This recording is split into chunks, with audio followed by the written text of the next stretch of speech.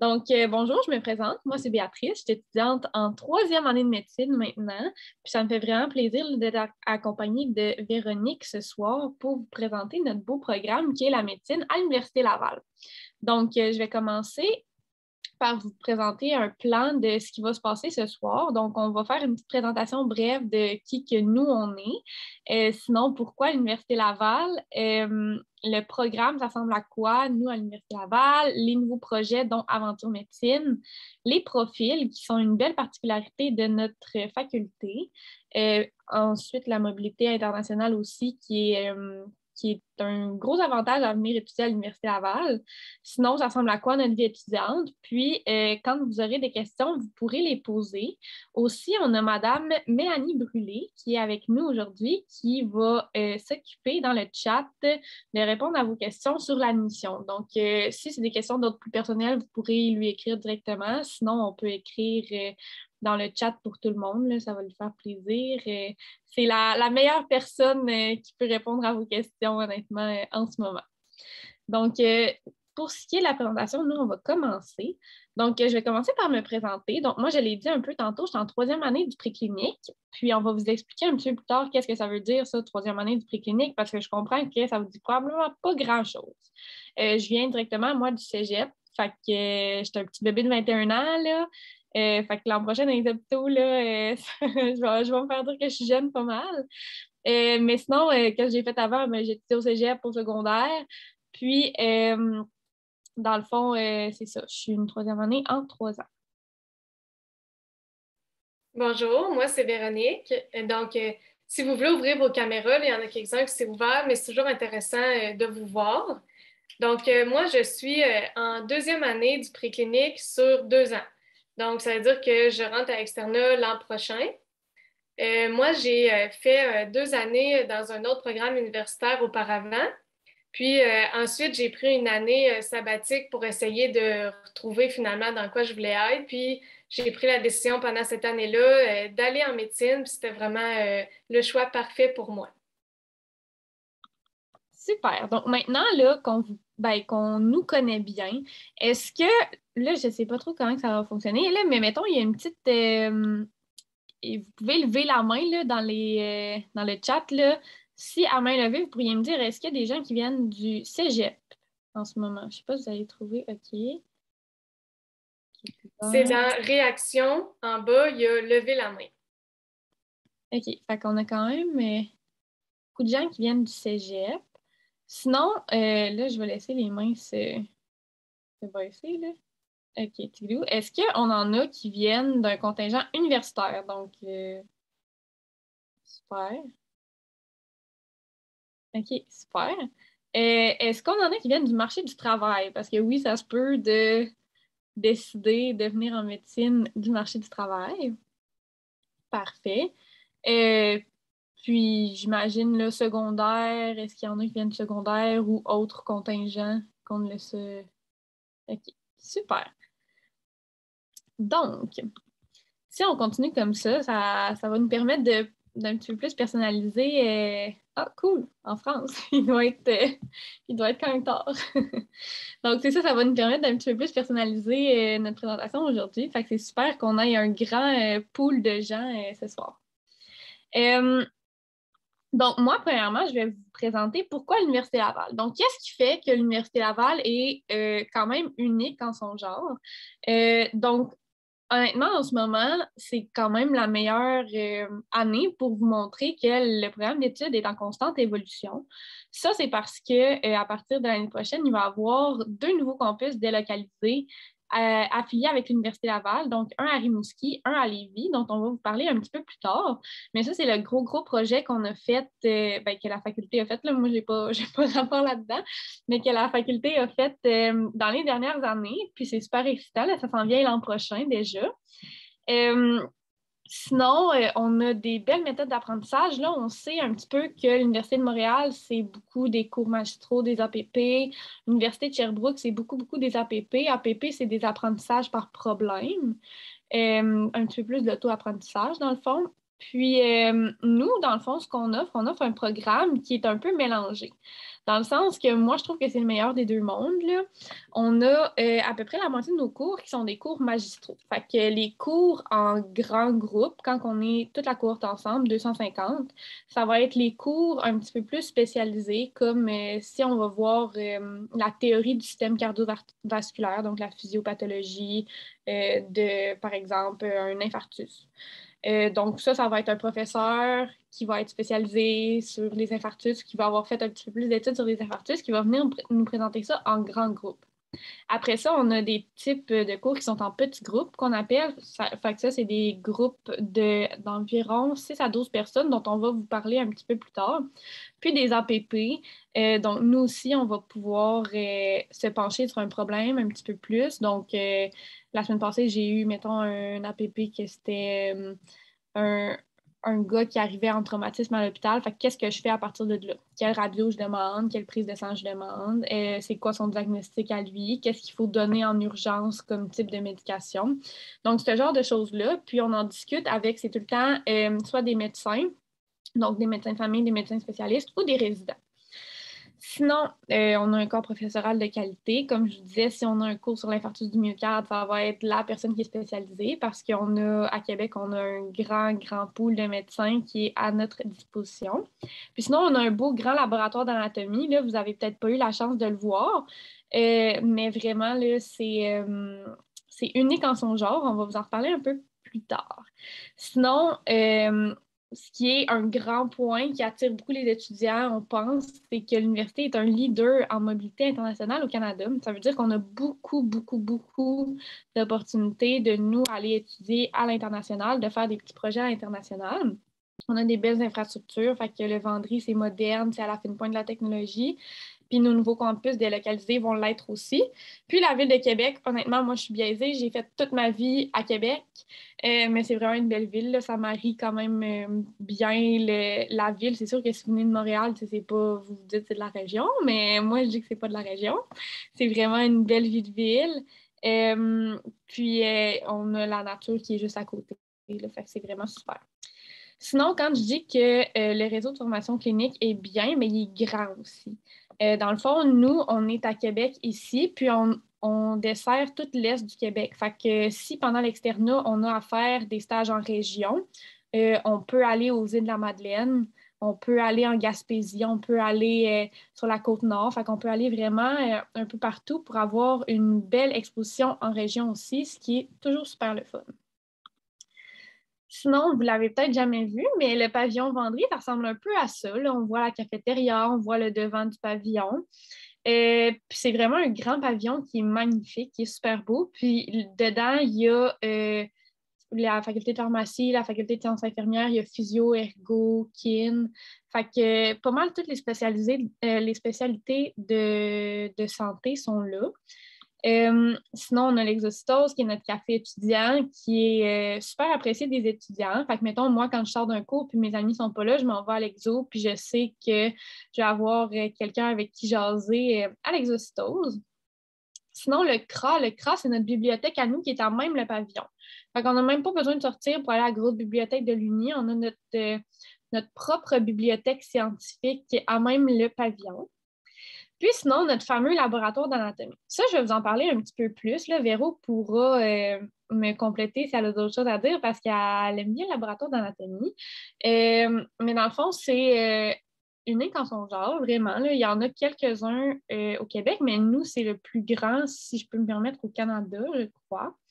Ouais, Véro, elle me fait oui de la tête. Fait que, ouais, le plus grand au Canada. Puis, dans les boîtes de métal, on a des corps humains de personnes qui sont décédées. Ça, honnêtement, ça peut faire peur au début parce qu'on n'est pas habitué. D'habitude, au cégep, on va disséquer, mettons, des petits porcelets ou des choses comme ça. Nous, on a la chance, puis c'est vraiment une chance de pouvoir voir l'anatomie en première ligne sur les corps humains. Fait que ça, ces gens-là, moi, la première fois que je suis allée au laboratoire d'anatomie, j'ai été un petit peu saisie parce que je veux pas, on se met dans la place puis on se dit crime, ça c'est des gens qui ont déjà vécu, mais le laboratoire d'anatomie, c'est vraiment un lieu où est-ce qu'il y a le plus grand respect. Les étudiants ils comprennent que ces gens-là ont donné leur corps à la science. Puis, la meilleure utilité qu'on peut faire de leur corps, c'est d'apprendre. Parce que c'est ça qu'eux voulaient qu'on fasse. Donc, c'est super, super. Puis, si Véro, tu veux compléter, là. Ce qui est intéressant, c'est que pendant l'été, entre vos deux ou 3 années, il y a possibilité de participer à un laboratoire d'anatomie qui dure 4 semaines intensives où à tous les jours, vous apprenez l'anatomie en théorie et que vous allez vous-même disséquer les cadavres. Donc, ça permet vraiment d'apprendre son anatomie parce qu'on y touche à tous les jours. Fait que ça, c'est vraiment quelque chose de particulier parce que quand que vous êtes durant l'année et que vous allez au laboratoire d'anatomie, vous faites seulement observer les structures sans y toucher. Mais si vous êtes passionné et que vous aimez ça, il y a possibilité pendant l'été de vraiment participer à la dissection. Yes, ça, c'est vraiment apprécié des étudiants. Puis, si je ne me trompe pas, là, c'est juste les étudiants en médecine qui ont la chance de faire ça à l'Université Laval. Donc, je vais passer. Sinon, le PEPS, si vous êtes de Québec, vous avez probablement déjà été au PEPS. Là. Honnêtement, qui n'a jamais été au PEPS? Là? Quand on était au primaire, on allait tout le temps se baigner au PEPS ou jouer à des petits jeux. Ben, nous, on a la chance d'avoir un accès gratuit aux infrastructures du PEPS. Fait qu'on peut aller à la piscine, on peut louer des terrains de tennis ou des terrains ben, en tout cas, on peut aller faire du patin. Là. J'allais dire terrain de basket, mais c'est pas vrai, là, je pense pas. Donc, c'est ça, le PEPS, c'est vraiment le fun. Puis, il y a tout le temps, l'automne, c'est le fun d'aller à des parties du Rouge et Or aussi. Là. Ça fait comme partie intégrante de la vie facultaire. Sinon, si vous êtes un petit peu moins familier avec la ville de Québec, dans le point rouge, on a le pavillon Vendry, qui est le pavillon où est-ce que tous vos cours vont être, probablement. Puis, les petits carrés jaunes, c'est les résidences étudiantes. Fait que celui-là que je pointe, là, on voit toute ma flèche. Oui, OK. Celui que je pointe, c'est seulement pour les filles, puis les autres sont mixtes, si je ne me trompe pas. Puis on peut voir que c'est à proximité ici de Place Laurier, Place Sainte-Foy, Place de la Cité. C'est là où est-ce qu'il y a beaucoup de magasins, qu'il y a beaucoup de restaurants, puis il y a des épiceries. Fait que vous êtes vraiment à proximité de tout, en plus d'être à proximité du campus. Sinon, les gros carrés, un gros rectangle, je m'excuse, mauve, c'est là où est-ce que la majorité des étudiants habitent sinon. Donc, si vous décidez de vous prendre un appartement, là, c'est vraiment une bonne circonférence où vous prendre un appartement parce que vous êtes comme à 5 minutes d'autobus de tout, puis vous pouvez même le faire à pied ou en vélo l'été, ce qui est super pratique. Donc, je vais enchaîner là, en vous présentant un petit peu le plan de ce qui s'en vient. Donc, on va commencer par parler de l'admission. Qu'est-ce qu'il vous faut pour appliquer en médecine? La durée du programme. Tout à l'heure, on vous parlait de 2 ans, 3 ans. Qu'est-ce que ça veut dire? Les compétences développées pendant le programme. Sinon, on va reparler un petit peu des méthodes pédagogiques. Donc, on vous appelle des cours magistraux, des cours en petits groupes, de tout ça. Sinon, on va vous parler de l'offre de tous les stages qui sont offerts par l'Université Laval, des activités d'intégration de début d'année, les différents milieux de pratique qui sont offerts là, avec l'Université Laval.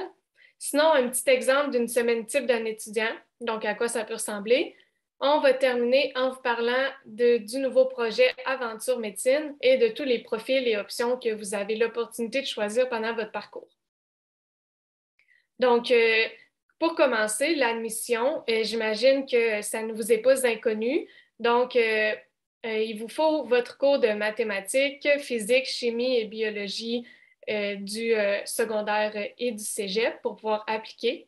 Il y a 55% des places qui sont réservées à l'admission pour des collégiens et 45% d'universitaires.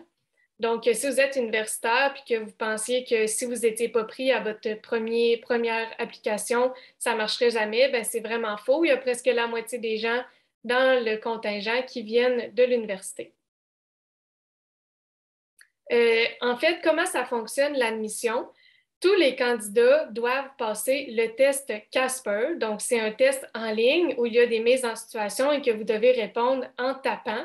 Donc, vous avez 5 minutes pour répondre à 3 questions. pour participer, en fait, tout le monde peut faire le test Casper, mais pour que votre Casper soit pris en compte, vous devez avoir la note minimale. Donc, si vous venez du cégep, il faut une cote R de 33. Et si vous venez de l'université, il faut une cote Z de 31. À partir du moment où vous avez cette cote-là, tout le monde est égal. Donc, ce n'est pas parce que vous avez 37 que vous avez plus de chances d'être pris que quelqu'un qui a 33. À partir de là, ça va être votre Casper qui va décider. Donc là, il va y avoir une première sélection faite parmi les meilleurs Casper. Donc, ceux qui ont le mieux réussi ce test-là vont être convoqués pour faire les MEM, donc les mini-entrevues multiples. Puis, suite à cette épreuve-là, suite à ces entrevues-là, bien là, vous allez recevoir le courriel de sélection si vous êtes sélectionné et il n'y a que votre résultat EMEM qui va compter. Donc, c'est vraiment une étape à la fois. Est-ce que vous avez les notes? Si oui, ils vont prendre en considération votre Casper. Ensuite, on fait les MEM et là, le Casper ne compte plus, c'est 100% les MEM. Je vais vous parler un petit peu là, de la durée du programme. Donc, on vous a parlé tout à l'heure qu'il y avait possibilité de le faire en 2 ans comme moi, en 3 ans comme Béatrice. Donc, quand on rentre à l'Université Laval, il n'y a pas de préclinique comme on peut retrouver dans certaines autres universités. Donc, peu importe votre contingent, vous rentrez directement dans le doctorat de premier cycle en médecine. Ensuite, la première session à l'automne, c'est la même pour tout le monde. Donc, ça permet aux gens de s'adapter un petit peu puis de prendre le temps de décider quel cheminement ils souhaitent choisir. Donc, vous pouvez faire votre pré-externat, qui est la première étape, en 2 ans, 2 ans et demi ou 3 ans. Donc, moi, je le fais en 2 ans. Ça veut dire que j'ai commencé une année après Béatrice, mais qu'on va finir en même temps parce qu'elle, elle le fait sur 3 ans. Sinon, pour les gens qui le font en 2 ans et demi, eh bien, ils vont finir en même temps que ceux qui le font sur 3 ans, sauf qu'eux, ils vont avoir une pause durant l'automne de leur 3e année. Donc, ça veut dire qu'eux, ils vont avoir une été plus une session d'automne de congé. Ils vont pouvoir en profiter pour faire un voyage, une maîtrise. Il y en a qui font leur stage international à ce moment-là, de la recherche, ou même juste pour prendre le temps de relaxer avant de terminer sa dernière session. Donc, ici, la petite ligne du temps là, qui représente ce que j'ai essayé de vous expliquer. Donc, on a le pré-externat de 2 ans, 2 ans et demi ou 3 ans. Ensuite, on rentre à l'externat. Donc, l'externat, c'est là que vous allez travailler à l'hôpital à temps plein. Donc, il y a plusieurs milieux là, que vous pouvez choisir, qu'on va vous parler tout à l'heure. Ça dure 1 an et 8 mois, à peu près 2 ans. Et après ces 2 années-là, bien là, vous allez graduer. Vous avez votre diplôme de médecin. Puis c'est là que vous choisissez votre spécialité. Qu'est-ce que vous désirez faire plus tard? Donc, si vous choisissez, par exemple, la médecine familiale, vous avez 2 ans de spécialité supplémentaire à faire, rémunérée. Et si vous choisissez une spécialité comme la radiologie d'intervention, bien, vous en avez pour 6 ans rémunérés avant d'avoir terminé complètement et d'être un patron, là. Donc, celui qui n'a comme pas terminé son apprentissage parce qu'on apprend tous les jours, mais terminé son parcours universitaire. Donc, ici, un petit exemple d'un cheminement sur 2 ans. On voit que le cheminement est un peu plus chargé, puis qu'il va y avoir 2 étés, parce que oui, il y a des sessions d'été qui durent le mois de mai et le mois de juin, où il y a des cours pendant l'été. Donc, on voit ici que sur 2 ans, les 2 étés ont des cours, puis que la 2e année, à la fin de l'été, il y a l'externat qui commence. Donc, ça fait un été un petit peu plus court pour la 2e année. Sinon, prochaine diapo, on voit le cheminement sur 3 ans. Donc, on voit que le cheminement est plus aéré, plus de temps de s'impliquer, mais même sur 2 ans, moi, j'ai le temps d'être impliquée dans 2 comités, de faire du sport. Donc, c'est vraiment intéressant. Mais ici, un avantage qu'ils ont les gens sur 3 ans, c'est que sur leur dernier été, donc à la dernière année, ils n'ont pas de cours. Fait qu'eux, ils vont terminer à la fin du mois d'avril, puis ils ne recommenceront pas avant l'introduction à l'externat qui commence à la mi-août. Fait que ça leur fait une belle période de vacances pour voyager ou juste pour relaxer avant de commencer l'externat. Puis, si vous choisissez le cheminement sur 2 ans et demi, en fait, vous prenez les cours de l'automne de la 3e année, puis vous les mettez dans l'automne de la 2e année, puis ça donne le cheminement sur 2 ans et demi.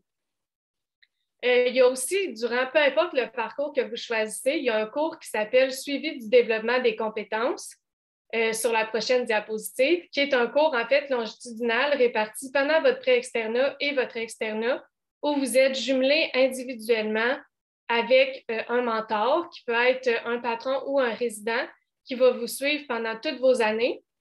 Puis durant ce cours-là, en fait, pendant tous les cours en sous-groupe que vous avez, vos moniteurs vont vous noter sur une échelle de vert, jaune ou rouge. Puis ça va permettre à votre mentor de suivre votre développement et à vous aussi, puis déterminer sur quoi vous devriez pratiquer. Puis votre mentor, il va pouvoir vous suivre puis vous donner des trucs pour pratiquer les éléments qui sont à pratiquer. Donc ça ici, c'est un exemple, comme Béatrice vous a parlé, des cours magistraux. Donc, c'est vraiment un médecin spécialiste de la discipline qui vient vous présenter à l'avant. Puis, tout le monde est dans le même local avec des masques pour la pandémie. Donc, c'est super intéressant. Sinon, les cours en petits groupes, ça ressemble à ça. Donc, on apprend les techniques, plus de palpation, plus l'auscultation.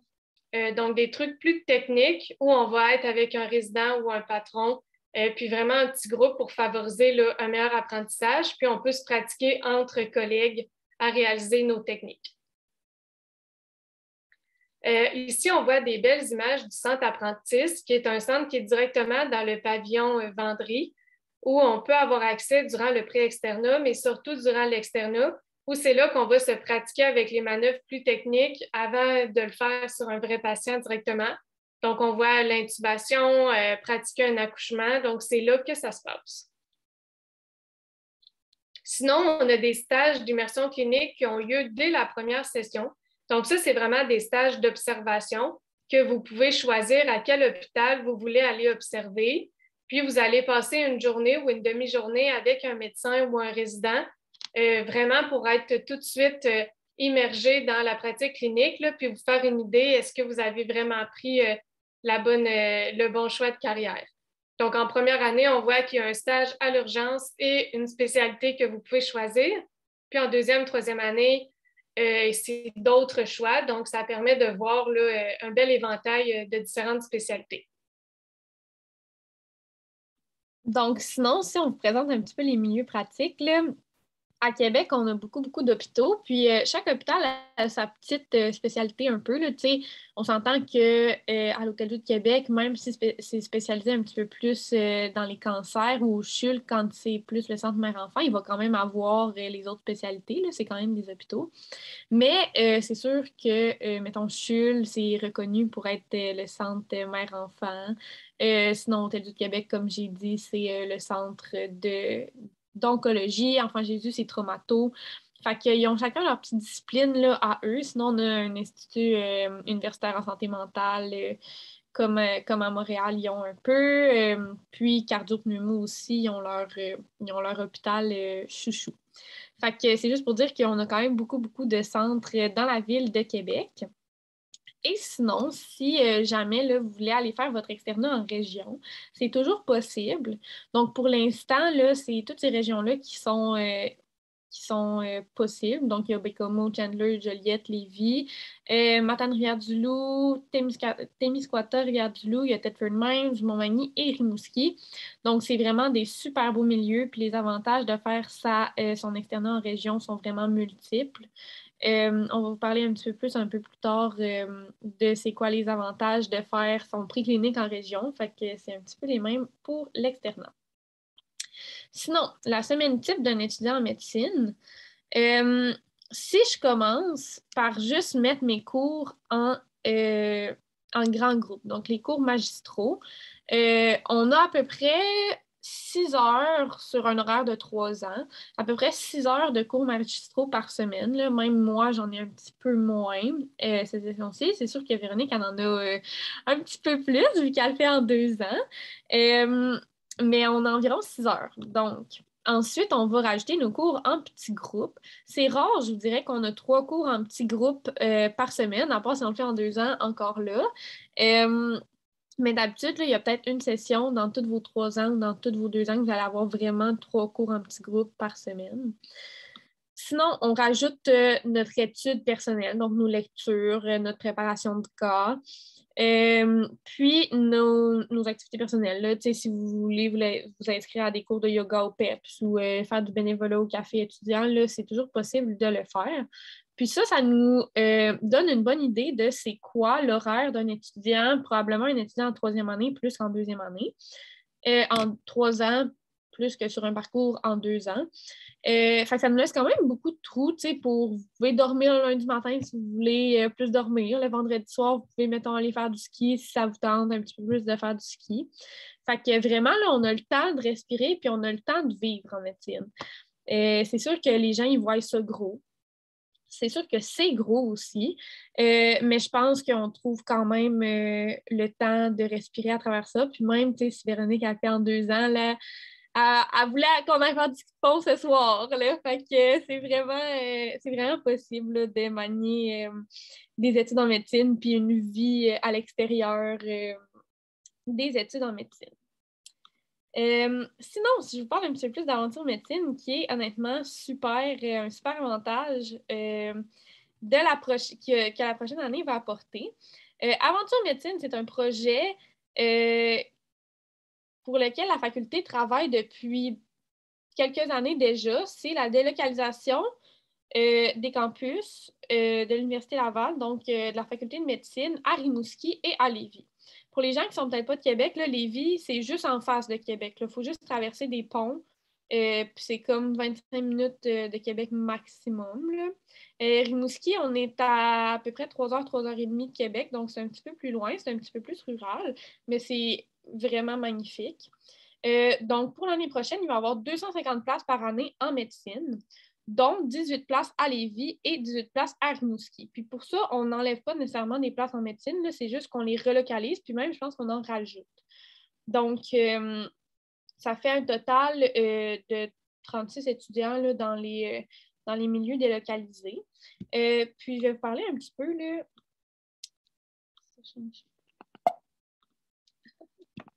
OK. Donc, bon, super. Pourquoi on voudrait aller faire ces études en médecine? Là, dans le fond, je vais vous montrer un petit peu. Voyons, ça, on l'a déjà dit. OK, super. Ça, c'est nos nouveaux pavillons qu'on va avoir à Chaudière-Appalaches et dans le Bas-Saint-Laurent. Donc, c'est des hôpitaux qui vont vraiment être annexés. C'est des pavillons qui vont être annexés aux hôpitaux. Puis c'est vraiment un grand avantage là, parce que nous, les gens de Québec, on est un peu jaloux parce que nous, nos cours en petits groupes, on ne voit jamais presque de patients à part dans nos stages d'observation. Puis les gens qui vont avoir la chance de pouvoir faire leur étude à Rimouski ou à Lévis vont pouvoir avoir un contact avec des vrais patients beaucoup plus souvent que nous. Donc, je sais que le recteur, là, je connais le recteur du campus de Lévis, puis lui, c'est vraiment un docteur qui va vouloir vous faire voir des vrais patients. Puis j'ai un ami qui l'a eu dans son premier stage à l'urgence. Puis tu sais, ça faisait, mettons, 1 mois qu'on était en médecine, on ne savait pas grand-chose. Puis il l'a amené devant un patient, puis il dit, ben fais-y une entrevue. Tu sais, c'est vraiment il y a vraiment votre formation à cœur. Donc, je suis certaine que ça va être comme ça à Rimouski aussi. Donc, vraiment, c'est des beaux avantages de faire vos études dans ces nouveaux milieux-là. Puis pourquoi la région? On s'entend que Lévis, c'est quand même proche de Québec, mais si on parle un petit peu plus de Rimouski, là, ou des... En tout cas, Rimouski, c'est un petit peu plus la région, là, mais c'est vraiment des milieux où est-ce que vous allez avoir une belle proximité avec, oui, vos enseignants, mais aussi vos futurs collègues. Une cohorte de 18, c'est quand même pas beaucoup, mais avec 18 étudiants en première année, 18 en deuxième, puis 18 en troisième, ça va faire un bon pool d'étudiants là, à la longue. Fait que vous allez être vraiment proche de vos collègues. Puis ça va, tu sais, je sais que le personnel veut vraiment créer un esprit de famille au sein de ces délocalisations-là. Donc, ça va être super intéressant, je suis certaine. Sinon, comme j'ai dit, il y a une vie étudiante qui va être super stimulante, là, que ce soit d'aller voir des patients en vrai ou que ce soit d'avoir des événements sociaux, vous aussi, parce qu'on peut penser qu'en étant à Lévis ou en étant à Rimouski, il n'y aura pas vraiment d'événements sociaux ou peu importe. Non, nous, là, on fait partie des comités dans la faculté de médecine, puis on s'assure que nos comités vont bien transgresser dans les autres pavillons, donc à Lévis, à Rimouski. Jamais on veut que les gens soient pénalisés en ayant à Lévis ou à Rimouski, donc c'est pour ça que vous allez avoir les mêmes droits que nous. Le laboratoire d'anatomie, même si vous êtes à Rimouski, vous allez pouvoir venir jusqu'à Québec là, pendant une fin de semaine, ou je ne sais pas encore comment ça va fonctionner, mais vous allez pouvoir avoir accès au laboratoire d'anatomie aussi. Donc, vous ne serez jamais pénalisés. Puis, comme nous, on a une grande collaboration entre les étudiants, entre le corps professoral, mais ça va être amplifié dans ces pavillons-là. Sinon, on a parlé de l'exposition, puis les bâtiments vont être vraiment neufs, là, ils n'ont même pas fini d'être construits, fait qu'ils vont être à la fine pointe de la technologie, puis super neufs, ça va être vraiment très, très joli. Sinon, si on parle un peu des profils. Les profils, c'est quoi? C'est, dans le fond, quand vous faites un profil, vous allez avoir une petite mention sur votre diplôme comme quoi vous avez fait un profil. Puis en médecine, il faut faire 12 crédits de cours qui sont hors champ du savoir ou hors médecine, dans le fond, que ce ne soit pas un cours de médecine. Les profils, ça vous permet de faire ça. Donc, un profil international, un profil de recherche, distinction entrepreneuriale ou développement durable.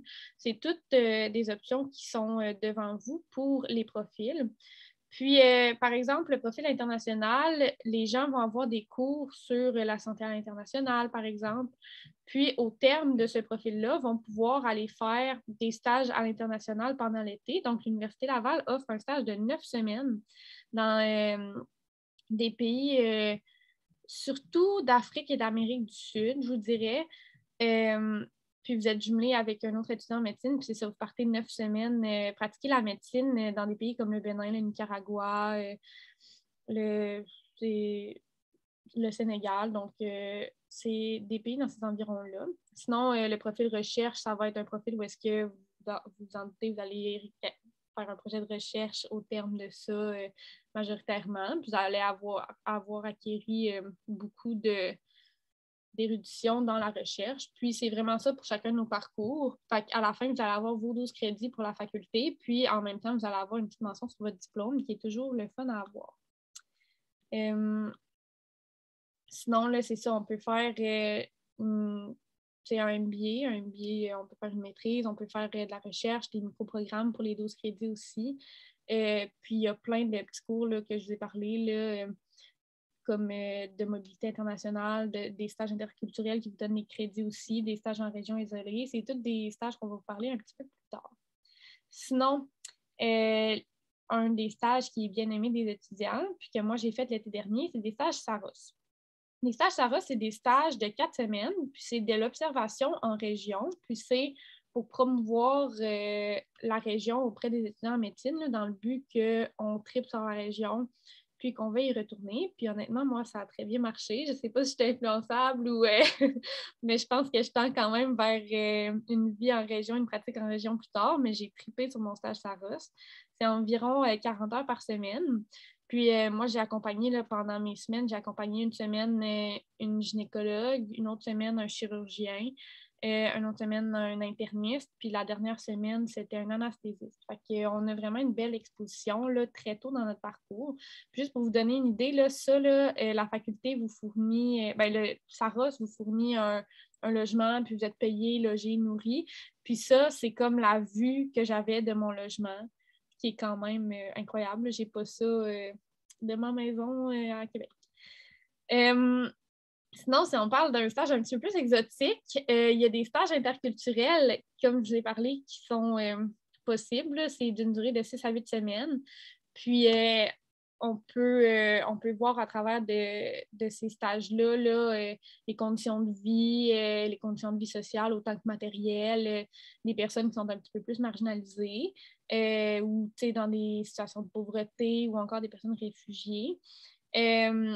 Puis, on voit leur état de santé à travers toutes ces difficultés-là. Fait que c'est super enrichissant comme stage. Je vais enchaîner là, avec la dernière partie de notre présentation, encore sur d'autres opportunités de stage que vous pouvez faire.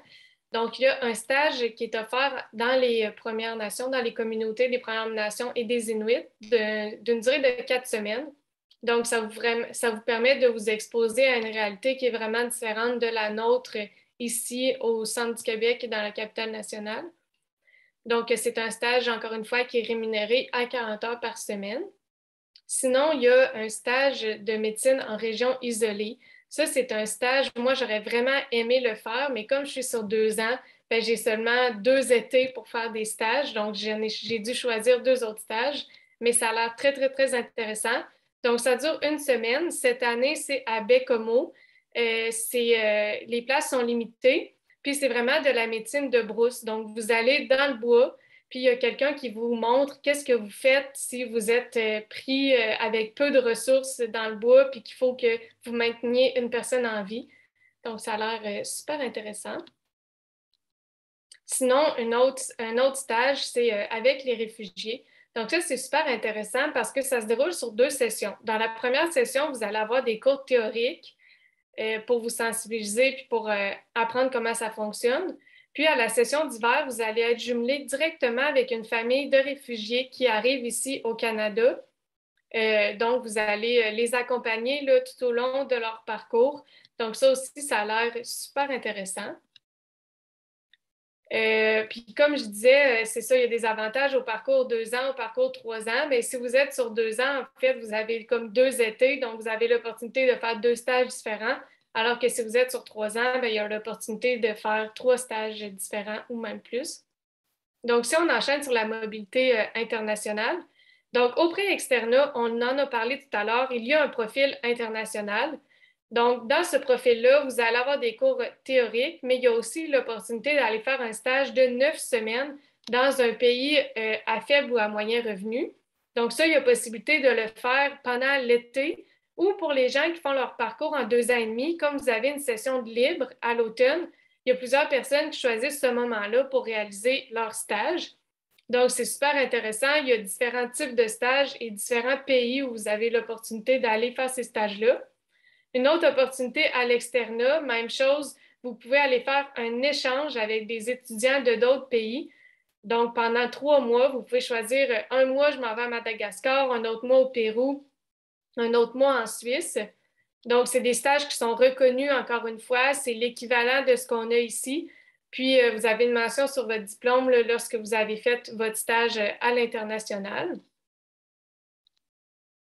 Donc, pourquoi on voudrait faire ça à l'international? Bien, pour commencer, vous allez être exposé à une réalité différente. Ça peut être dans un pays développé ou dans un pays là, à plus faible revenu. Donc, ça vous montre que la médecine, c'est pas juste avec des grosses technologies, puis des fois, on fait avec ce qu'on a. Sinon, ça peut aussi sensibiliser là, au fait que, en fait, oui, on a de la chance au Québec d'avoir toute cette belle technologie-là, puis d'être vraiment bien pris en charge, mais que dans les autres pays, ben, parfois, la technologie est moins là, les ressources sont moins là, il y a moins d'argent qui est investi. Donc, ça sensibilise à cette cause-là.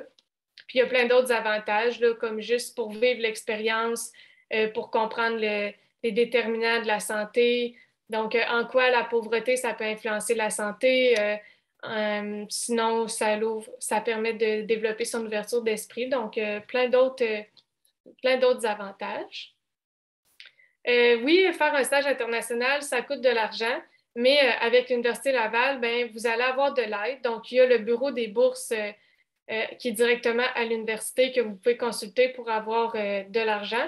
Sinon, il y a le FMC qui est un comité qui permet de ramasser de l'argent spécifiquement pour les stages internationaux. Donc, c'est un groupe d'étudiants qui vont faire, par exemple, des ventes de cactus, des ventes de beignes, organiser des activités pour financer les stages internationaux des étudiants qui ont choisi ce profil-là. Donc, qu'est-ce qu'on retient là, de la mobilité internationale? On l'a dit souvent, l'Université Laval, c'est vraiment un leader là, pour cette discipline. Donc, si ça vous intéresse, on vous conseille fortement de choisir l'Université Laval. Il n'y a pas de démarche préalable à faire avant d'être admis. Donc, on vous a dit, la première session, elle est pareille pour tout le monde. Donc, ça vous permet de prendre le temps de décider qu'est-ce que vous voulez faire. Puis, ça va vous être présenté aussi à l'automne, c'est quoi les différents profils pour vous laisser le temps de choisir. Puis, c'est ça, on a mis le lien. En fait, vous pouvez aller voir sur le site de l'Université Laval si vous voulez plus d'informations à propos des stages internationaux. Sinon, si on parle un petit peu plus de la vie étudiante, donc il y a vraiment beaucoup, beaucoup de vie étudiante. Moi, j'ai été surprise de voir le nombre de comités qu'il y avait juste en médecine. Il y a un cahier au complet de comités, puis je pense qu'à ce jour, je ne les connais même pas tous. Donc, par exemple, on a l'exocytose, il y a possibilité de faire du bénévolat à l'exocytose puis d'avoir du café gratuit. Sinon, vous pouvez vous impliquer dans le gouvernement étudiant, un peu des étudiants en médecine. Le GPHC, c'est super intéressant. Moi, je suis très reconnaissante envers ce comité-là. Ils font des activités, du tutorat, des caouts juste avant nos examens. Encore super intéressant. Et il y en a plein d'autres, comme les étudiants ambassadeurs, que vous pouvez aller suivre leur page Facebook et Instagram. C'est nous qui s'occupent justement de faire les présentations. On est là aux portes ouvertes.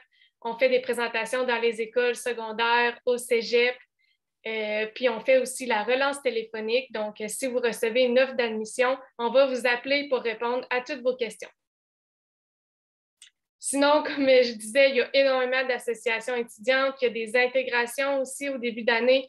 Je vais vous en parler tantôt, mais c'est super intéressant, vous ne voulez pas manquer ça. Les Med Games, de banquets de Noël, des vins et fromages quand il n'y a pas de COVID aussi, ça peut être très intéressant. Donc, ici, on a le REMUL. Le REMUL, c'est le gouvernement étudiant, un peu des étudiants en médecine. Eux, ils ont une cotisation qui ramasse dans les frais de scolarité de tous les étudiants en médecine. Donc, ils ont beaucoup d'argent qu'ils peuvent redistribuer dans plein de projets. Donc, c'est eux qui financent tous les comités, mais aussi en tant qu'individu, si vous avez une idée de projet, si vous voulez partir un nouveau comité, vous pouvez faire la demande au REMUL pour qu'ils puissent vous financer. Donc, c'est vraiment un comité qui est là pour les étudiants. Donc, c'est eux qui financent les 24 comités. Vous voyez, je ne savais même pas qu'il y en avait 24. Donc, ils financent tous ces comités-là, puis il y en a vraiment pour tous les goûts. Il y a des clubs de plein air, des clubs de course, du théâtre, je pense qu'il y a de la chorale aussi. Bref, il y en a pour tout le monde. Donc, ici, une petite image des intégrations. Un petit détail, les intégrations, ce ne sont pas les initiations comme il y avait avant. Les intégrations, c'est vraiment une belle opportunité d'apprendre à connaître vos futurs collègues. Donc, ça se passe durant la première semaine d'admission. Vous êtes séparés en équipe parce qu'on est quand même un bon 200, 250 étudiants par cohorte. Donc, ça fait beaucoup de monde en même temps, mais là, ils vous séparent en équipe. Fait que ça vous permet de connaître à peu près une trentaine de personnes là, de façon un peu plus serrée. C'est souvent dans ces équipes-là qu'on crée nos meilleures amitiés. Donc, ça a lieu à la première semaine. C'est plein d'activités qui ont lieu majoritairement à l'extérieur. Donc, il y a des rallyes, il y a du sport, il y a une journée de compétition sportive entre les équipes. En soirée aussi, il y a une tournée des bars, il y a en tout cas, plein d'affaires, là. C'est super, super le fun. Puis, c'est vraiment, vous y allez si ça vous tente, vous y allez pas, ça vous tente pas. Vous pouvez aller à juste une activité, comme vous pouvez être vraiment intense puis aller à toutes les activités. Donc, c'est ça, vous ne voulez pas rater ça. Sinon, les Med Games, ça, c'est une compétition interfacultaire avec les autres facultés de médecine au Québec. C'est une fin de semaine de temps que ça a lieu dans un hôtel. Donc, vous êtes logé, nourri, puis il y a plein de compétitions. Donc, il y a une journée que c'est du cheerleading, toutes les facultés s'affrontent. Après ça, du basket, du bubble soccer. Bref, il y en a pour tout. Puis, il y a aussi plein de parties qui sont organisées là. Sinon, vin fromage que je n'ai pas eu l'opportunité de vivre à cause du COVID, mais ça a l'air bien, bien le fun. Et aussi, il y a possibilité d'être impliqué dans l'EuroGéor pendant ses études en médecine. Donc oui, on dirait que médecine, les gens ont comme un peu peur en se disant les gens font juste étudier, ils n'ont pas de vie. Mais sincèrement, c'est faux. J'ai fait mon parcours sur 2 ans, donc je suis bookée, mais j'ai vraiment le temps de faire toutes les activités que je veux. Donc, c'est amplement possible là, d'être dans l'EuroGéor si c'est ce qui vous passionne. Donc, on voit ici des étudiants en médecine qui sont dans l'EuroGéor. Sinon, possibilité aussi, si vous êtes moins sportif, de faire des arts. Donc, sur la photo, à gauche, on voit, c'est un externe qui est à l'hôpital de Montmagny présentement, qui, lui, fait des œuvres d'art. Donc, on les voit en arrière de lui, là, sur le mur. Donc, il y en a vraiment du temps là, pour que vous pratiquiez vos passions. Donc, pour terminer, on a une période de questions. J'ai vu qu'il y avait certaines questions dans le chat, mais on va commencer par répondre aux questions qu'on se fait poser d'habitude le plus, puis après ça, on prendra vos questions. Donc, pour commencer, est-ce qu'il y a encore du stress une fois admis en médecine? Bien, le stress, c'est relatif à chaque personne. C'est sûr que c'est une bonne opportunité d'apprendre à gérer votre stress, le pré-externat, parce qu'après ça, vous rentrez plus à l'hôpital, à l'externat, à la résidence. Tu sais, la médecine, ça peut être un peu stressant, mais profitez du pré-externat pour apprendre à gérer ce stress-là. Puis, il faut comprendre aussi qu'en médecine, c'est un système de cotation qui est réussite ou échec. Ça veut dire qu'il n'y a pas de compétition de moi, j'ai 98, toi, tu as eu 80, puis toi, tu as eu 60. Vous passez, vous étudiez pour vous étudiez pour être un bon clinicien. La note de l'autre à côté de vous, on s'en fout. Puis c'est vraiment pour ça qu'il y a un bel esprit d'entraide là, vraiment entre les étudiants. Donc, c'est super intéressant pour ça. Donc, le stress, moi, je le dis, c'est relatif à vous, mais il n'y a pas particulièrement de raison de stresser une fois que vous êtes admis. Sinon, comment c'est la transition du collégial? Ben moi, je ne l'ai pas directement vécu, fait que peut-être que je peux laisser Béatrice vous expliquer comment elle a vécu cette transition-là. Oui, ben dans le fond, moi, tu sais, c'est sûr que j'ai eu une transition quand même facile, là, dans le sens que j'étais encore chez mes parents. Moi, je n'avais pas à déménager pour avoir un appartement, je n'avais pas à déménager puis commencer à faire mon ménage, mon lavage, ma bouffe. Mais quand même, c'est sûr que la marche du cégep à l'université, c'est quand même une bonne marche. Moi, j'ai trouvé que ça a été une adaptation. Il faut s'adapter, il faut apprendre des nouvelles méthodes d'études, puis il faut se laisser place à l'erreur. Souvent, quand on est étudiant en médecine, on est vraiment habitué d'être comme les premiers de classe, puis d'être les meilleurs un petit peu partout, tu sais, dans les top 3, mettons.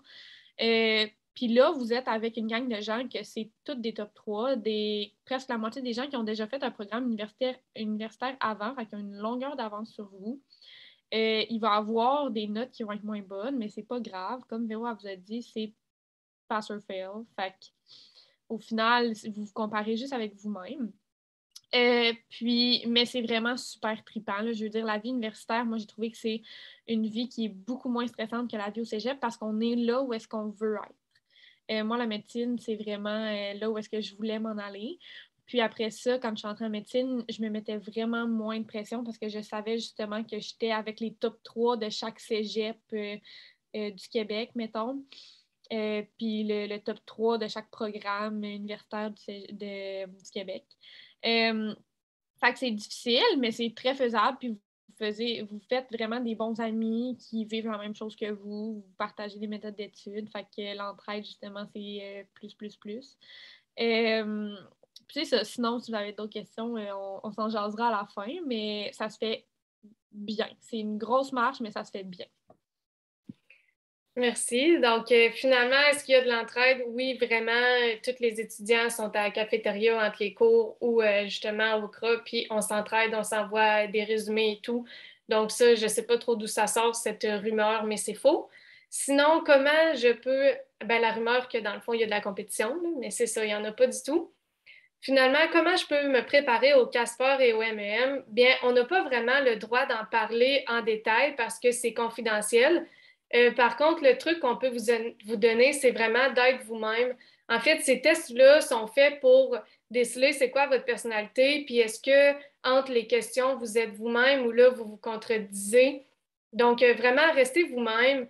Et puis, au Casper, moi, le petit truc que je peux vous donner, c'est essayer de trouver des éléments qui font que vous êtes qui vous êtes aujourd'hui.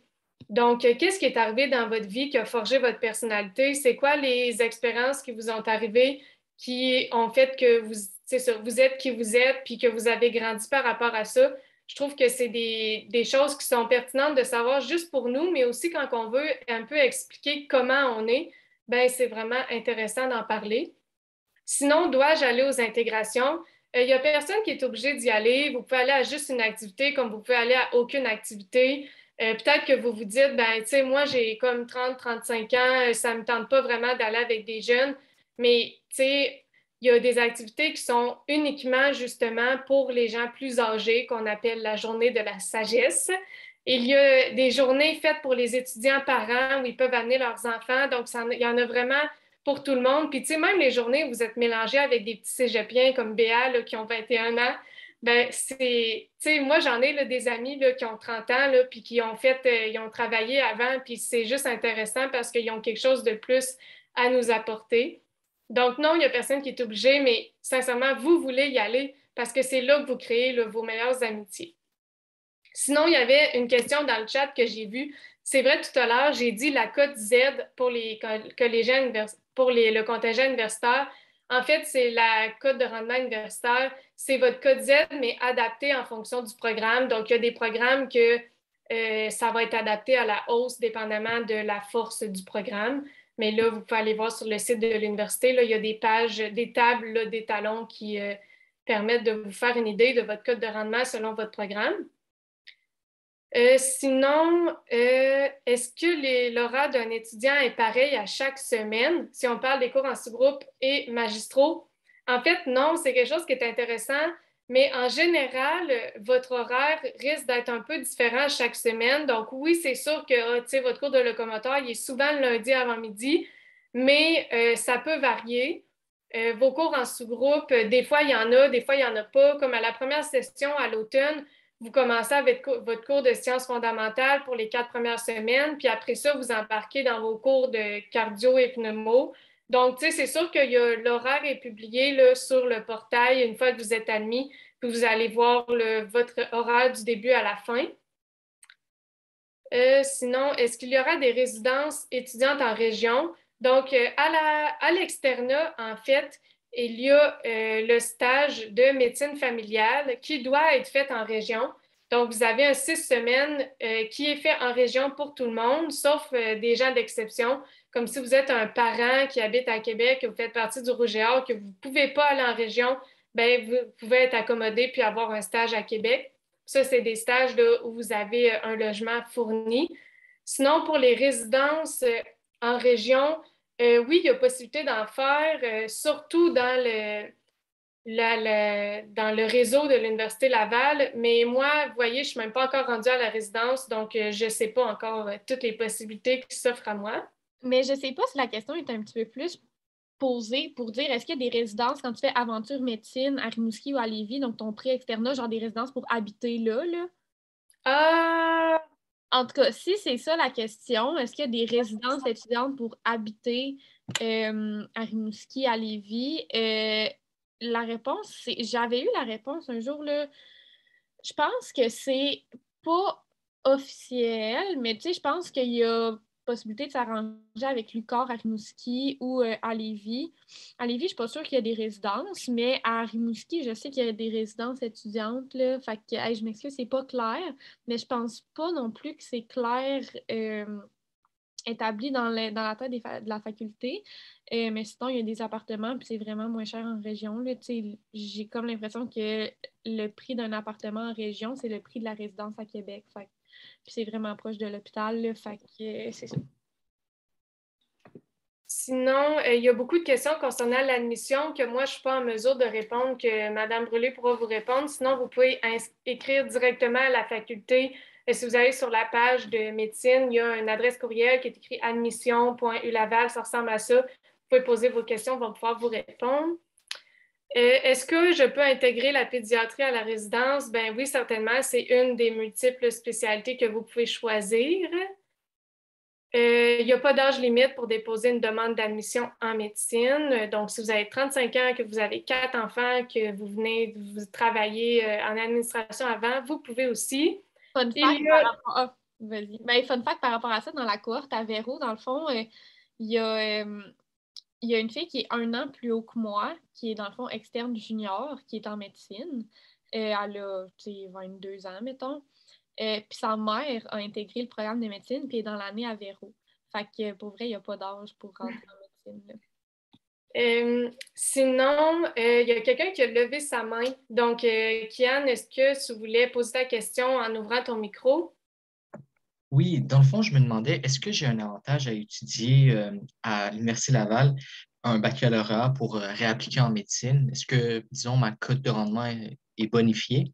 Je sais qu'à l'Université de Montréal, oui, il y a une bonification de 0,5, mais ici, là, ça a été répondu dans le chat. Non, à l'Université Laval, il n'y a pas de bonification là, si tu étudies, si tu prends un programme de l'Université Laval, mais tu as les avantages du beau campus et de la ville. Merci beaucoup. De rien. Est-ce qu'il y en a qui ont d'autres questions, qui veulent écrire dans le chat ou ouvrir leur micro? Et la question étant maman de 3 enfants, est-ce que ce n'est pas un programme chargé? En fait, il y en a des gens qui ont des enfants et d'habitude, ils choisissent le cheminement sur 3 ans justement pour avoir la possibilité d'avoir plus de temps. Moi, je n'ai pas d'enfants personnellement, donc je ne peux pas dire comment la personne l'a vécu, mais vous pouvez aller sur notre page Facebook. Ça s'appelle Étudiants ambassadeurs en médecine de l'Université Laval. Vous pouvez nous écrire sur la page Facebook ou via notre adresse courriel. Puis dans le comité, on a 2 mamans qui ont des enfants puis qui pourraient vous répondre là, plus particulièrement. Donc, si vous nous écrivez, on va pouvoir transférer votre courriel à ces mamans-là qui vont pouvoir vous donner leur expérience personnelle. Est-ce que les stages sont rémunérés? Pas à l'externat. Par contre, à la résidence, oui, vous avez une rémunération là, selon le nombre d'années à la résidence que vous êtes rendu. Votre page Facebook, je vais l'écrire ici. Je vais aller chercher le lien, c'est encore mieux. Je vais répondre à la prochaine question. J'ai fait mon cégep. Non, faire son cégep en 3 ans, c'est pas du tout. Tu sais, que vous ayez fait votre cégep en 3 ans, en 4 ans, en 5 ans, en 2 ans, c'est pas un prérequis de le faire en 2 ans là, pour rentrer en médecine. Vous n'allez pas être désavantagé aucunement. Quels sont les baccalauréats les plus populaires pour réappliquer en médecine? Je vais répondre à cette question-là en vous référant au tableau des étalons.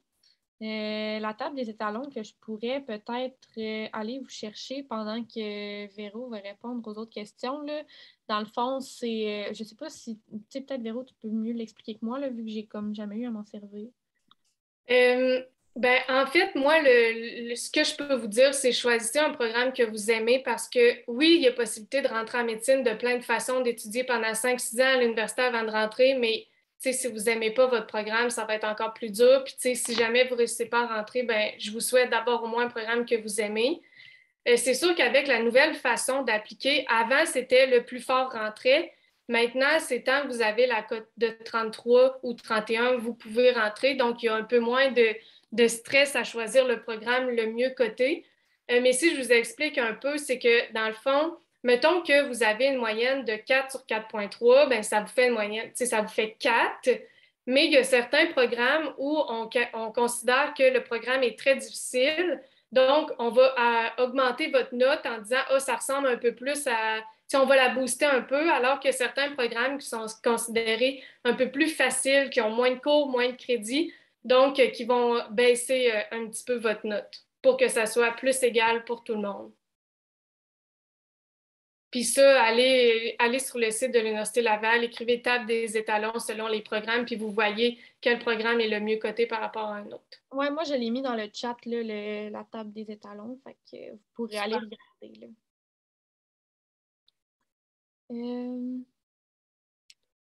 Avez-vous déjà choisi un profil? T'as-tu répondu à celle-là? Non, mais il y en avait une plus haut. Là. Durant le curriculum, y a-t-il des ateliers ou cours communs avec l'étudiant en physiothérapie, ergo, soins pour des... Oui. Il y a un cours qui s'appelle Collaboration interprofessionnelle. En fait, 3 cours au courant de 3 sessions différentes où est-ce que vous allez pouvoir développer vos affinités là, avec vos collègues, vos futurs collègues physio, ergo, soins, parce que c'est vrai que étant dans notre petit monde de la médecine pour 3 ans, des fois, on oublie un peu ce qu'il y a autour, puis on ne sait pas vraiment quelle profession fait quoi. Fait que ça, c'est des cours qui sont intéressants à suivre. Sinon, un message d'intérêt général, la présentation, elle a été enregistrée, donc elle va être disponible sur le site des portes ouvertes au moins jusqu'au 1er mars, là, si vous voulez aller revisionner pour avoir des informations supplémentaires que vous auriez peut-être ratées. Sinon, il y a beaucoup de questions sur l'admission là, que moi, je ne suis pas en mesure de répondre. Donc, c'est sûr que vous pouvez écrire directement à la faculté si Mme Brûlé n'a pas eu le temps de vous répondre. C'est ça, vous pouvez, si jamais, là, j'ai essayé le plus possible, là, mais là, au début, j'ai vu que je m'étais un peu trompée. Là, j'avais l'impression que par défaut, je revenais au chat pour tous. Puis là, j'ai vu que finalement, c'était souvent des chats privés là, qui mettaient par défaut. Fait que j'ai essayé de rattraper, mais si jamais il y a des questions qui subsistent, vous pouvez les dire directement. Sinon, vous pouvez toujours écrire à admission.med, M-E-D, fmed.ulaval.ca. Donc, on répond là, très, très rapidement. Puis surtout, si vous avez des questions très, très spécifiques sur votre dossier personnel, c'est toujours plus difficile là, de répondre très, très succinctement. Là, il faut souvent voir les relevés de notes là, pour être capable de se prononcer. Donc, n'hésitez surtout pas à le faire. Là, je vous rappelle que si vous êtes un candidat universitaire, il est trop tard pour la prochaine année d'admission.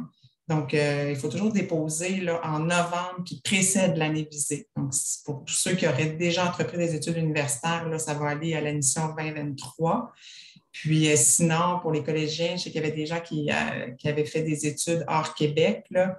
Donc, il faut voir la base d'admission. Là. Vous allez la trouver sur notre site Web. Si jamais vous répondez aux exigences, vous avez jusqu'au 1er mars pour déposer. Puis ça va être très, très important d'aller rapidement vous inscrire au test Casper là, parce qu'il va rester, il y a un examen demain, puis il restera sinon une seule autre date pour la prochaine admission. Là. Sinon, on peut peut-être répondre à la question si on a choisi un profil. Ben, dans le fond, les profils, c'est pas obligatoire. Fait que moi, personnellement, je pense pas que Véro en a fait non plus. Sur 2 ans, avoir un profil, ça se fait moins bien, là. Non, c'est ça. Mais j'ai des amis qui sont dans le profil international. C'est sûr, c'est un petit peu plus difficile avec la pandémie, mais qui sont dans différents profils puis ont vraiment, vraiment aimé ça. Là. C'est sûr que si on tripe sur la recherche, le profil recherche, c'est fait pour vous. Si vous voulez aller faire des stages à l'international, là, moi, j'aurais beaucoup aimé ça. Là, il y a eu la pandémie, mais j'aurais beaucoup aimé ça, aller faire des stages à l'international aussi. Fait que les cours aussi sont super intéressants, à ce que je me fais dire. Sinon, oui, on peut faire de la chirurgie cardiaque. Le doctorat scientifique peut être considéré comme un avantage lors de l'admission, j'en ai aucune idée.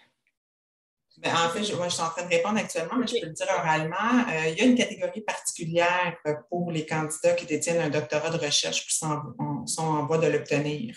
Donc, ce n'est pas tant que c'est pas un avantage en soi. Par contre, il y a la possibilité de postuler dans une catégorie particulière de candidats avec des conditions d'admission spécifiques. Et puis, les candidats de cette catégorie-là doivent déposer un dossier de recherche et ils sont analysés par un comité là, sur la base de leur dossier de recherche. C'est de répondre aux autres exigences. Donc, je vous inviterai à aller voir notre site Web là, pour vraiment voir tout en détail le processus de sélection pour cette catégorie-là particulière. Bien sûr, comme je disais, pour cette année, ce sera trop tard, mais pour l'an prochain, là, ça sera ouvert. Les admissions vont ouvrir le 1er septembre. Merci. Sinon, ça me fait penser qu'à partir de cette année, il y a un nouveau contingent. C'est 2 ou 3 places, je crois, ou plus, je ne me souviens plus. 4 places qui sont réservées uniquement pour les gens qui proviennent de milieux plus défavorisés. Donc, il y a 4 places qui vous sont réservées. Vous pouvez aller voir sur le site si vous rentrez dans ce contingent-là. Donc, c'est pour permettre d'avoir un contingent en médecine qui ressemble plus à la population québécoise générale. Sinon, Antoine, tu avais une question? Oui, je veux dire oralement parce que ça va être quand même compliqué. Ben, pas compliqué, mais dans le fond, je connais quelqu'un qui est à pharmacie à l'Université Laval. Là, il va compléter sa première année. Puis il m'a dit qu'il ne pouvait pas réappliquer tout de suite en médecine à l'Université Laval. Comment ça fonctionne, ça? Parce que je sais que c'est différent selon l'université.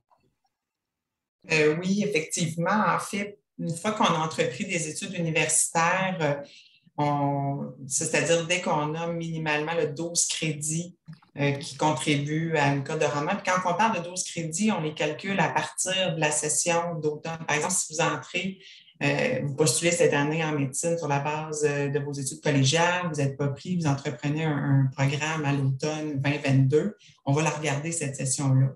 Donc, si à la fin de la session d'automne, quand vous allez envoyer votre relevé de notes en février 2023, on voit que vous avez fait 12 crédits et plus. Ça veut dire que vous étudiez à temps complet là, dans une université. Vous tombez dans la catégorie des candidats universitaires. Puis les règles d'admission des candidats universitaires, c'est d'avoir acquis minimalement 60 crédits dans un programme. Ça correspond généralement pour quelqu'un qui est à temps complet là, à 2 années d'études complétées. Donc, il faut vraiment au moment du dépôt de la demande d'admission. Donc, vous allez déposer en novembre, parce que les candidats universitaires déposent au plus tard le 1er novembre. Donc, disons en septembre, octobre, vous déposez votre demande, mais c'est sûr qu'il faut que vous ayez attendu 2 ans. Puis là, après ça, pendant que vous allez faire le processus d'admission, vous allez être en train de compléter votre 3e année d'études. Fait que si c'est un programme de 3 ans, baccalauréat de 3 ans, normalement, vous diplômeriez là, au terme avant d'entrer en médecine. Là. C'est sûr que pour les doctorats de premier cycle, c'est en pharmacie, vous ne diplômerez pas là, parce que c'est des programmes de plus longue durée. Là. Mais pour des baccalauréats standards de 3 ans, là, vous seriez en train de faire votre 3e année. Donc, effectivement, il n'y a pas possibilité là, de postuler après avoir fait 1 an là, dans un programme. Non, il y avait Kian qui avait la main levée. Oui, dans le fond, je me demandais, est-ce que vous connaissez des gens dans votre entourage ou dans le programme qui ont fait un transfert de la médecine dentaire à la médecine? Est-ce que c'est quelque chose qui se fait? Oui.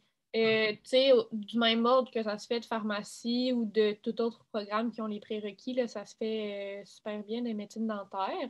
C'est juste comme on vient de dire, il faut compléter 60 crédits dans un même programme. Fait qu'il faut compléter 60 crédits aussi dans le programme de médecine dentaire. Mais oui, ça se fait sans problème. OK. Ben, dans le fond, c'est que j'ai entendu que le programme était vraiment difficile. Donc, je voulais savoir si, disons, vous connaissiez des gens qui ont fait ce parcours-là. Oui, ben Ben, l'an passé, il y a 2, 3 personnes qui ont été acceptées. Puis sachant que médecine dentaire, c'est pas un gros doc, là, ils sont comme 40 par année, c'est quand même une bonne proportion. Là. Mais vas-y, Véronique. c'est que oui, c'est un programme qui est difficile, mais je pense que c'est soit le programme ou dans les programmes de la table des talons qui est le mieux coté. Donc, c'est ça, il est plus difficile, mais c'est lui qui est le mieux coté, ou du moins dans les meilleurs. Fait que ça permet d'être égal avec les autres programmes. Fait qu'un B+ vaut beaucoup plus en médecine dentaire que, mettons, un A en enseignement. Là. C'est bon, merci beaucoup.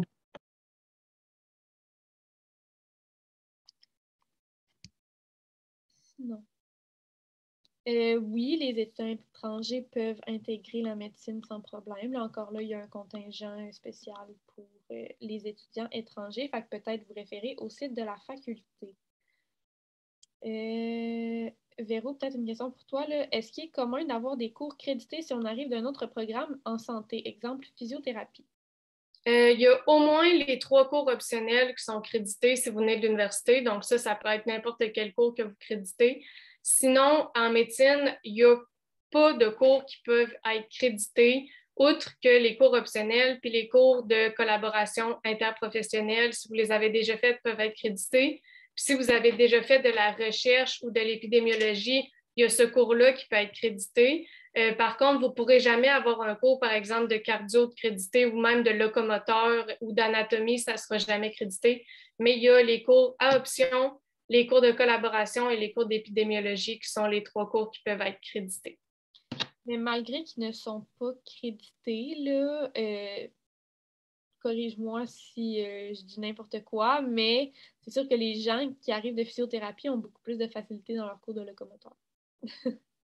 En locomoteur, quand tu as fait de physio avant, c'est rien. Tu n'es pas crédité ton cours, mais tu ne l'étudieras même pas un dixième des autres. Là. Fait que c'est quand même un avantage. Exactement. Une idée sur les frais des livres et matériels à se procurer. J'ai répondu un peu dans le chat. Ah, c'est bon. Ah oui, parfait. Ben, corrige-moi, j'ai écrit à peu près 1500 $ par session pour l'automne et l'hiver, 1200 pour la session d'été, puis à peu près un total peut-être de 500 $ pour les livres pour les 3 ans. Qu'est-ce que tu en penses? Oui, c'est les livres, c'est souvent des notes de cours que les professeurs vont nous fournir gratuitement là, par l'entremise du portail. Puis non, sinon, il n'y a pas grand livre à s'acheter. Là. Les grosses dépenses, ça va être le stéto.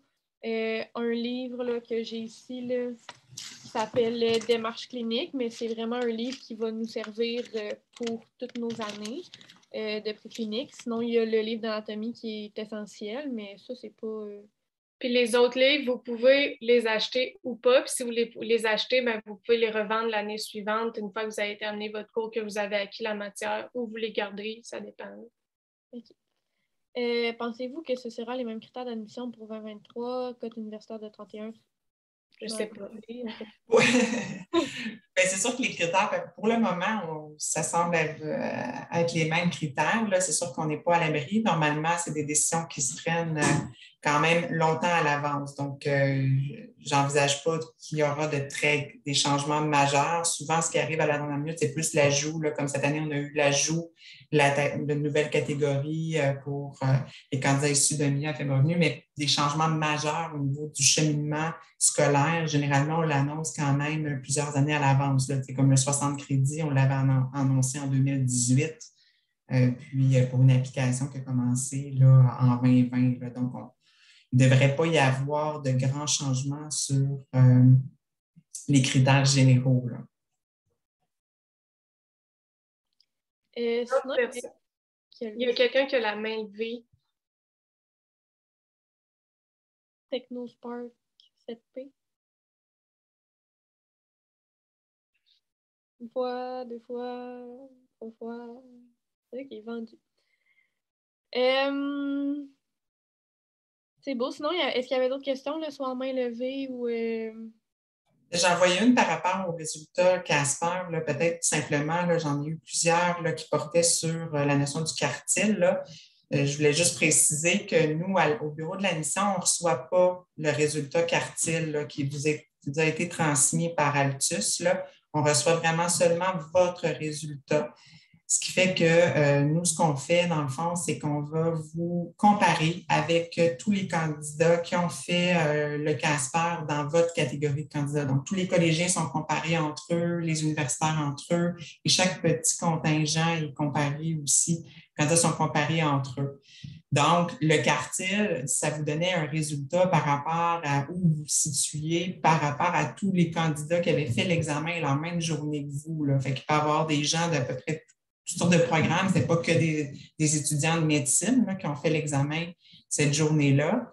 Puis, ce n'était pas que des candidats de l'Université Laval. Donc, il peut y avoir des différences. Là, donc, nous, on ne serait pas en mesure de vous dire c'est quoi les quartiles. C'est sûr qu'il faut quand même être conscient que si on prend les meilleurs résultats Casper, là, donc, bien entendu, là, ça peut quand même vous donner une petite idée, mais on peut pas...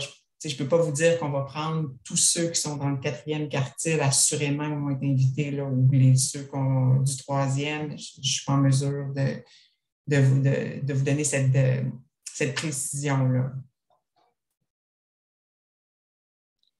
Sinon, est-ce qu'il y avait d'autres questions, soit à main levée, soit dans le chat?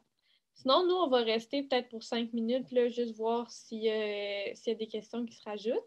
Mais on vous souhaite bonne chance pour vos admissions. N'oubliez pas que le 1er mars, ils n'accepteront pas, même si c'est comme la date limite, mais 1 minute passée, on ne l'accepte pas quand même. Donc, le 1er mars, c'est une date extrêmement importante. Sinon, une bonne chance à tous. Puis, ça nous a fait, oui, Technospark. Sinon, allez voir notre page Facebook, allez liker, allez voir notre page Instagram aussi, parce qu'on va publier des petites vidéos de comment ça se passe. En fait, c'est dans nos projets de publier une vidéo de comment ça se passe une journée en médecine. Donc, bonne soirée.